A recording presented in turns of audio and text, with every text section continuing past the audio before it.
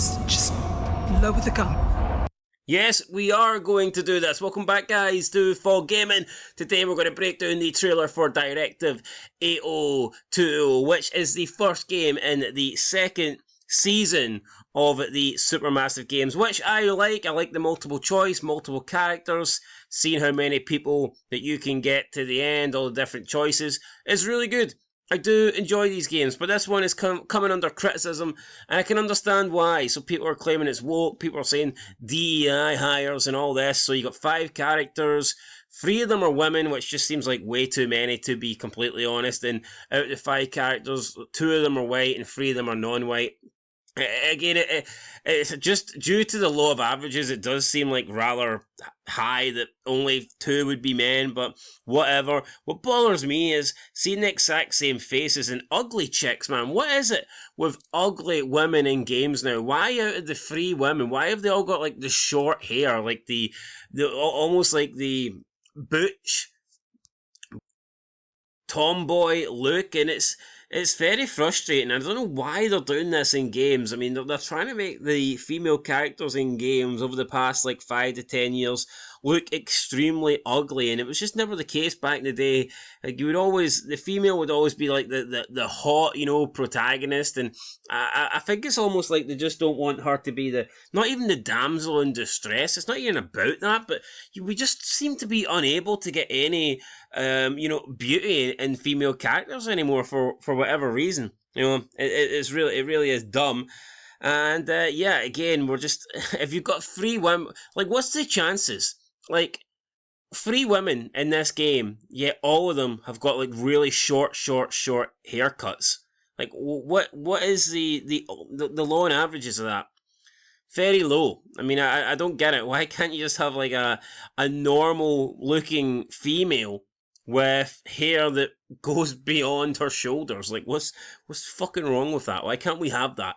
Anyway, mini rant aside, listen, people, there's more people here, more people that I get it, but what annoys me is they keep using the same face models. We've already seen the majority of these people in all the other Supermassive games. I get it, maybe it's cheaper to, reuse the same face models, but at the end of the day, can we get new characters? Can we get new faces in, please? Anyway, let's get into this trailer here. Not until you move through the scanner. Those things can change shape.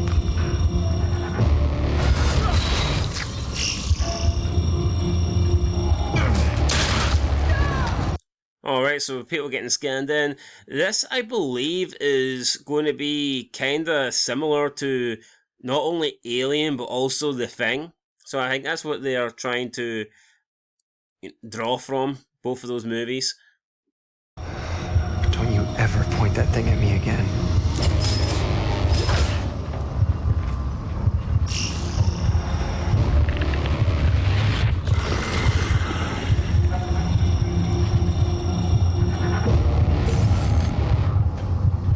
Scan complete. Subject unidentifiable. We need urgent assistance. Trust no one. So it looks like the alien, the antagonist in this game is going to be the alien, and I believe it can like shapeshift and stuff and maybe take over other humans, which, like I said, is pretty cool, and we've seen that in The Thing. So yeah, I mean, it's got potential. Please. Help us. But what if that went differently? Hey, I'm Will Doyle, Creative Director on Directive 8020, and I'm here to share with you a new feature that we've added for the first time in a Dark Pictures game. Turning Points is a new narrative system which allows you to go back and change the outcome of your choices. As with all our games, Directive 8020 has a branching story with multiple endings. Alright, so they've got this new concept, this mechanic, turning point. You can go back, change your decisions, so you can like alter the outcome and whatnot. And what's the point? Like, what is the point in that? I think the best thing about these games is the decision making. And if you can simply just go back and erase your choice and rewrite history, then it makes your decisions in that moment in time, it just makes them feel not that important, because you can simply go back and change it. So I think this is a very lame concept that they're putting in here. I don't like it. No, you can go back and change your decision, but that was like one of the really good thing about the games, when you would make a bad choice and then you'd see it play out and you're sitting there like fucking regretting what has happened and you're raging, and but that's part of life, you know. It's, you make mistakes, you move on. And also sometimes you'd make a good choice and then you'd be, you know, happy with yourself. Oh look, I managed to make all the characters survive in this moment. The fact that they've brought this in and you can just go back and change things, it's, I don't know. I mean, I personally don't like that. I think it's a bit cheap, but whatever. You'll be able to track the choices and paths that you've taken in the game and see alternate paths that link to each of the major decisions that you've made. With turning points, you can rewind to a pivotal point or decision, collect missing collectibles, or see how different choices would have played out. By the same token, your actions matter in our games. If you want to live by your decisions, there's also a survivor mode setting that prevents you from rewinding, but still lets you view the decision tree. Turning points will be available both digitally and physically for all copies of the game from when you start your very first mission.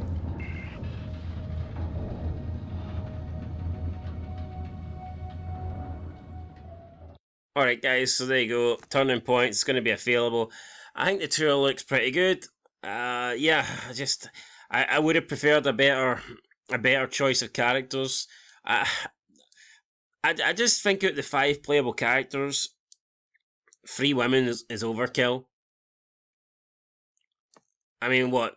Most, I don't know, for me it is overkill. I would have at the most 2 women, 3 men, or even 1 female and 4 men, but it's the woke world that we live in now, where women are not only equal, but they're fucking superior, and it just doesn't make a lot of sense in my opinion. But yeah, anyway guys, there you go. Catch you in the next one. I mean, the game looks good. I'll buy it for sure. I mean, I will buy it for sure, but they're definitely pushing the identity politics barrier here big time, aren't they? So I mean, we're probably not that far away before we get one of these games and there's just no men in it at all. No man, even the ones in this game, you know, there's not a white man in the game. So we have 5 characters and not one of them is made up of a white man. So that is what it is. Anyway, guys, we're going to be extinct soon, so it doesn't fucking matter. They're erasing this one by one. Till next time, peace.